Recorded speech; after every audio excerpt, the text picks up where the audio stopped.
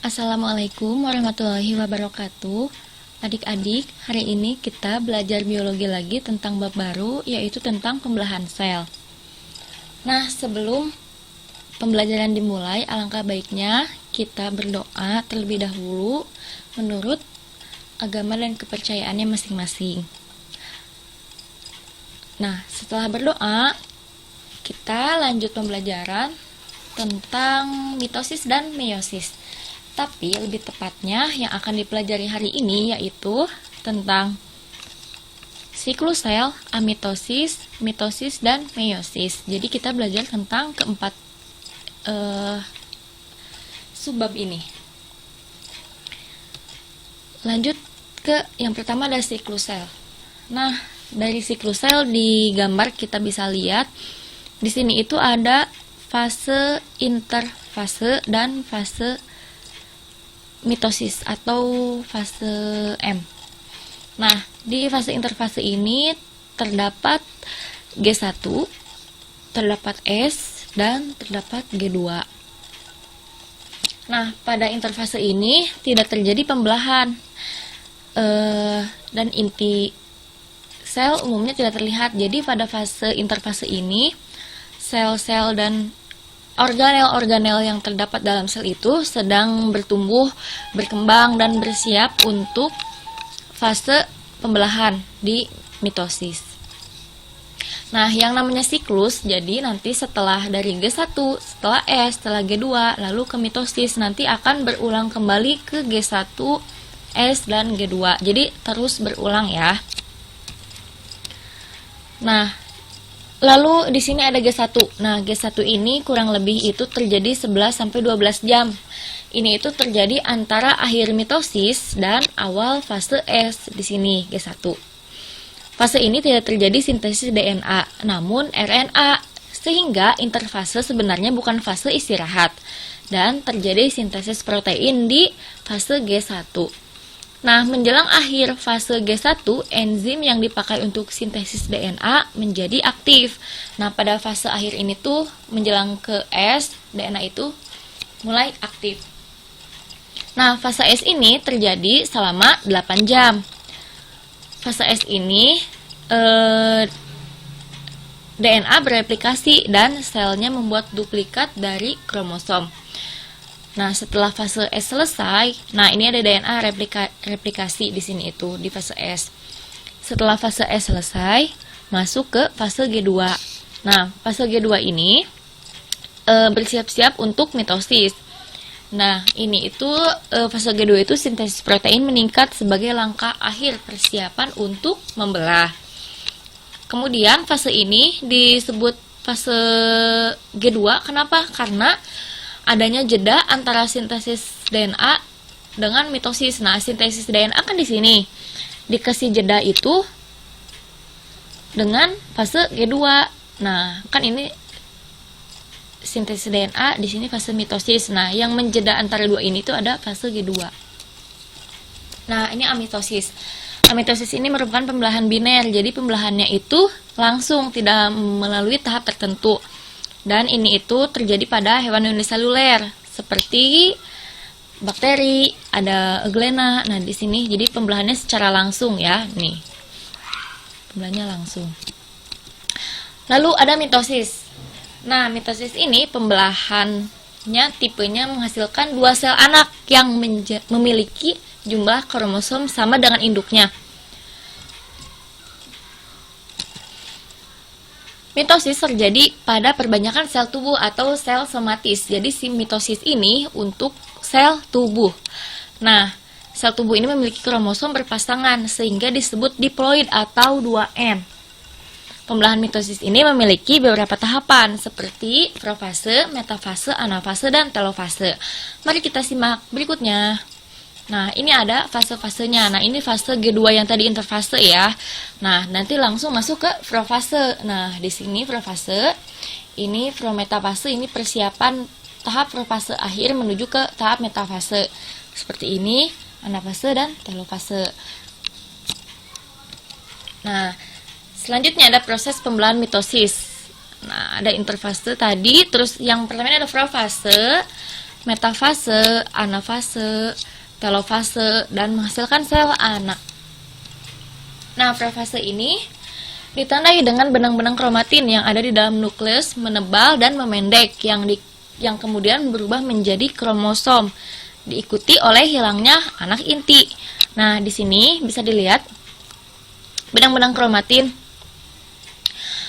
yang dalam nukleus itu memendek dan menebal. Jadi memendek dan menebal, ya. Nah, setiap kromosom terduplikasi sehingga tampak dua buah kromatid atau anak kromosom yang dihubungkan oleh sentromer. Nah, jadi ini tuh ada kan kalau kromosom itu satu garis gini kan. Nah, ini itu terduplikasi sehingga tampak menjadi dua. Nah, dihubungkan dengan sentromer. Nah, ini sentromer. Nih, yang tengah. Nah, benang spindel pun waktu di profase ini mulai terbentuk. Nah, kemudian sentromer membelah menjadi dua dan menuju kutub yang berlawanan. Nah, ini sentromer di sini, dia itu membelah menjadi dua, lalu ke atas dan ke bawah jadi seperti ini. Nah, benang spindelnya ini yang putih. Nah, benang spindel itu mulai terbentuk. Nah, jadi seperti ini mulai terbentuk. Itu tahap profase, ya. Nah, selanjutnya tahap metafase. Nah, pada metafase ini kromosom yang tadi udah siap itu, yang nyatu itu berada di bidang ekuator. Nah, ciri metafase itu kromosom itu selalu ada di garis pembelahan atau di bidang ekuator di tengah. Membran intinya sudah menghilang. Jadi inti selnya itu sudah menghilang.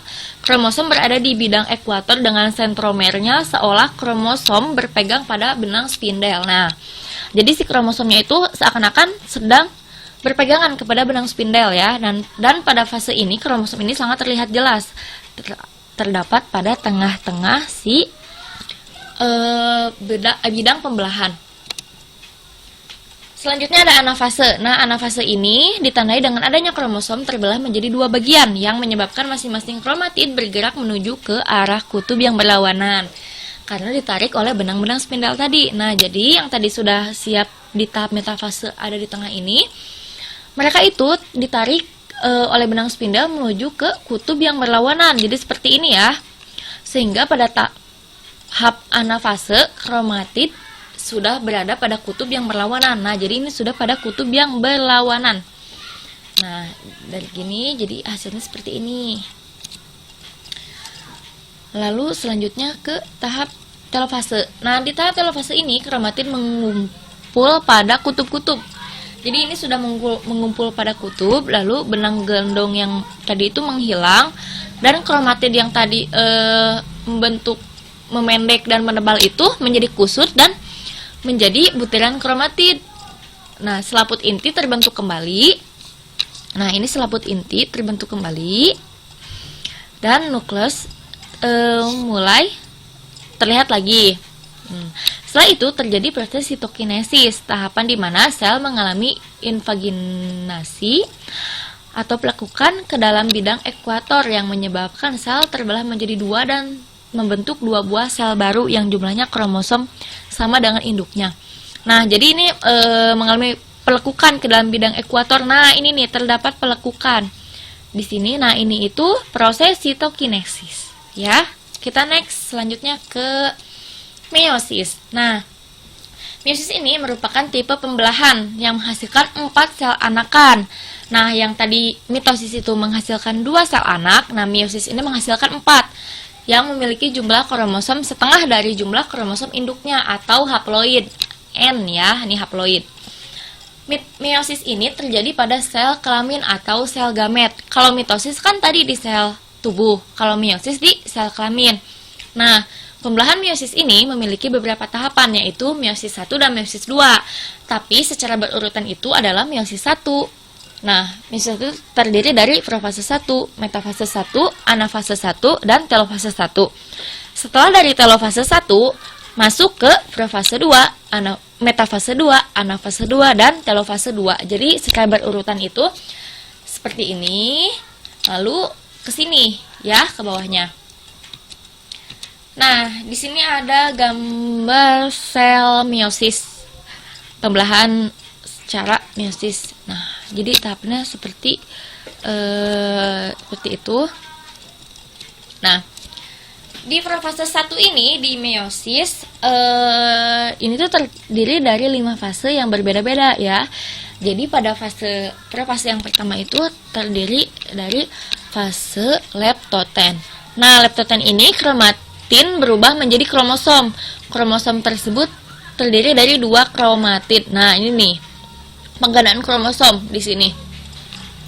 Lalu yang kedua ada fase zigoten. Nah, kromosom tersebut kemudian saling berpasangan dengan homolognya.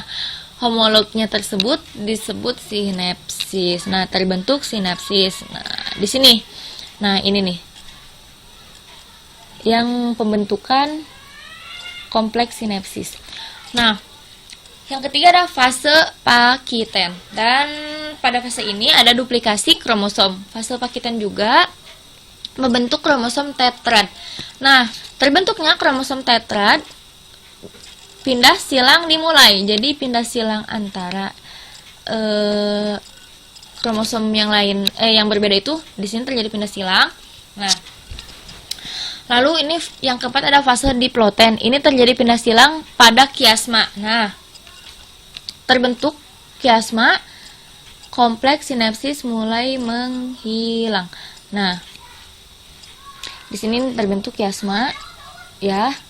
Nah, tadi kan di sini tuh di sinapsis nih yang menghubungkan mereka. Nah, ini. Nah, di sini lalu di sini diploten ini terbentuk kiasma. Nah, pada fase diakinesis, pada fase ini membran inti menghilang dan berakhirnya fase diakinesis, maka fase 1 selesai. Pada diakinesis ini perpindahan kiasma. Nah, lalu pada ini itu si sinapsis ini sudah hilang ya. Nah, lalu persiapan untuk ke metafase 2. Nah, membran intinya juga menghilang nih, seakan menghilang nih, bisa dilihat perbedaannya dari yang sebelumnya. Nah, di sini mulai menghilang. Lalu pada metafase 2. Nah, metafase 2 ini metafase 1, maaf ya. Metafase 1 ini kromosom homolog mulai tersusun rapi di bidang ekuator. Kayak tadi nih, kayak fase mitosis. Sama ya, ciri dari metafase itu selalu ada di bidang ekuator atau bidang pembelahan. Jadi selalu ada di tengah. Nah, serat spindel pun menempel pada 2 sentromer di masing-masing kromosom homolog. Nah, jadi di sini itu kromosomnya itu benang spindel itu menempel pada sentromer di sini ya. Next ke anafase. Nah, tadi setelah mengumpul di tengah di fase metafase, di sini ada fase anafase. Nah, kromosom homolog akan bergerak menuju kutub yang berlawanan akibat tarikan dari benang gelondong. Nah, jadi ini tuh tertarik. Nah, selain itu juga akan terjadi reduksi kromosom. Tahap telofase. Tahap telofase 1 ini membran inti mulai terbentuk kembali dan terjadi yang disebut dengan sitokinesis. Yang tadi ya, sitokinesis terjadi lekukan pada bidang tadi pembelahan. Sitokinesis merupakan kondisi ketika sitoplasma dari satu eukaryotik sel membelah menjadi 2 sel anak pada telofase 1. Selnya membelah 2 dengan kromosom haploid. Jadi ini tuh pada telofase 1 itu menghasilkan kromosom haploid. Ingat ya, haploid. Nah, sadar tidak ya, kalau setiap fase ini ada tahap pertama dan tahap kedua, misalnya telofase 1 atau telofase 2. Hal ini dikarenakan adanya interkinesis yang menandai batas akhir tahap pertama dan batas awal tahap kedua. Jadi itu tuh penjedanya itu namanya interkinesis. Nah, next ke prefase 2. Nah, prefase 2 ini sentrosom membelah menjadi 2 sentriol. Nah, sentrosom yang tadi itu membelah menjadi 2 sentriol kalau pada meiosis. Nah, yang akan bergerak menuju kutub sel yang berlawanan. Jadi sentriol ini hasil dari sentrosom yang membelah menjadi 2 gitu. Nah, kemudian kromosom yang mulai memendek dan menebal serta membran inti sel mulai menghilang. Pada tahap ini pula mulai terbentuk benang-benang spindel. Nah, di sini ya mulai terbentuk. Nah, pada tahap metafase 2. Metafase 2, nah sama, metafase selalu ada di tengah-tengah bidang pembelahan atau bidang ekuator. Nah, lalu dia itu mulai tersusun benang-benang spindel yang salah satu ujungnya melekat pada sentromer, sedangkan ujung lainnya melekat pada kutub pembelahan yang arahnya berlawanan. Jadi ada di sini dan ada di sini mengikatnya. Nanti kan ketarik ya pada fase selanjutnya. Nah, tadi seperti ini. Ini tuh GIF, tapi kayaknya kalau misalnya di screen record gini kurang bergerak ya. Nah, pada fase anafase 2 ini terjadi pemisahan kromatid dengan cara ditarik menuju kutub yang berlawanan. Nah, seperti biasanya anafase ini menarik kromosom yang telah siap di bidang pembelahan atau bidang ekuator ya. Nah, kromatid yang sudah dipisah ini resmi disebut sebagai kromosom. Ya, jadi kromosom. Nah, ini setelah ditarik. Next ke telofase 2. Telofase 2 ini benang-benang spindelnya menghilang dan membran inti mulai terlihat. Nah, telofase kan tadi yang benang-benang yang buat narik si kromosomnya itu sudah menghilang dan membran intinya sudah mulai terlihat kembali. Pada fase ini juga terjadi proses yang namanya sitokinesis ya. Seperti biasa pada fase telofase ini terjadi sitokinesis atau pembelahan sitoplasma. Nah, terjadi pada tengah-tengah ini ya. Nah, karena sudah tahap akhir, pasti ada hasilnya kan? Nah, hasilnya adalah 4 sel anak. Ingat ya, 4. Bukan 2 seperti kamu sama Do yang pengennya berdua terus loh. Ingat ya, 4. Nah, jadi seperti ini hasilnya. Ini tuh pada telofase yang menghasilkan sel anak. Jadi kan kalau meiosis itu menghasilkan 4. Oke? Nah, ini perbedaan dari fase kedua ya. Tadi ada mitosis dan meiosis. Mitosis ini hanya terjadi satu kali siklus. Kalau misal meiosis ini terjadi 2 kali siklus dari profase, metafase, anafase, telofase itu yang satu. Lalu yang keduanya ada profase 2, metafase 2, anafase 2, telofase 2 ya. Jadi meiosis ini lebih panjang prosesnya. Nah, ini lebih ringkas perbedaan mitosis dan meiosis. Nah, mitosis ini terjadi pada semua sel tubuh. Jadi, semua sel tubuh itu dipengaruhi oleh pembelahan mitosis. Nah, kalau misalnya meiosis ini terjadi pada sel gonad atau sel kelamin. Ini tuh kita pernah bahas di materi genetik pertemuan pertama tentang kromosom ya, yang nantinya akan diturunkan ke anak dari ayah dan dari ibu. Lalu mitosis yang kedua itu ada memiliki satu tahapan pembelahan dalam satu siklus. Yang tadi ya, mitosis itu hanya 1 kali siklus. Sedangkan meiosis ini memiliki 2 tahapan pembelahan dalam satu siklus. Mitosis ini tidak memiliki pasangan kromosom homolog. Nah, berbeda dengan meiosis, meiosis ini memiliki pasangan kromosom homolog. Nah, bisa di back lagi videonya atau nanti scroll PPT yang Ibu kirim di grup. Di situ itu ada perbedaannya. Nah, di sini ini kalau mitosis ini tidak adanya pertukaran segmen kromosom. Tapi kalau di meiosis ini adanya pindah silang segmen kromosom. Jadi yang tadi ada pada profase 1. Nah, itu tuh ada pertukaran sister kromatid ya. Lalu yang mitosis. Mitosis ini terjadi pada sel romantik dan ini somatik, sel somatik yang tadi ya, pada sel tubuh. Meiosis ini terjadi pada sel gonad. Nah, ini fase mitosis terdiri dari profase, metafase, anafase, dan telofase. Fase meiosis ini terdiri dari profase 1, 2, metafase 1, 2, anafase 1, 2, dan telofase 1, 2. Tapi ini urutannya itu harusnya profase 1, metafase 1, anafase 1, dan telofase 1.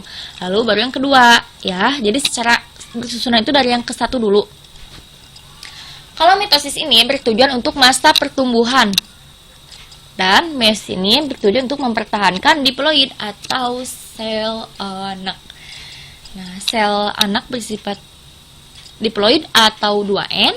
Nah, kalau misalnya meiosis ini bersifat haploid atau N. Nah, setiap pembelahan satu sel akan menghasilkan 2 sel baru kalau mitosis. Kalau meiosis kan 4 ya, jadi setiap pembelahan sel akan menghasilkan 4 sel baru. Nah, jadi untuk memudahkan kalian mempelajari mitosis dan meiosis, kalian harus mencari literasi tentang materi mitosis dan meiosis. Jadi jangan bosan-bosan ya kalau mau mencari ilmu. Nah, kan kalau misalnya kita sudah belajar, jadi lebih baik kita lebih memahami lagi. Nah, kalau misalnya saran dari ibu untuk memudahkan kalian, kalian bisa membuat ringkasan. Nah, ringkasannya itu kayak seperti perbedaan seperti ini, tapi boleh versi kalian agar kalian memahami pembelajaran yang telah disampaikan. Nah, terima kasih telah menyimak pembelajaran hari ini. Mohon maaf bila ada salah kata dan ucapan ibu atau yang kurang dipahami. Mari kita diskusikan di grup, semoga bermanfaat. Thank you.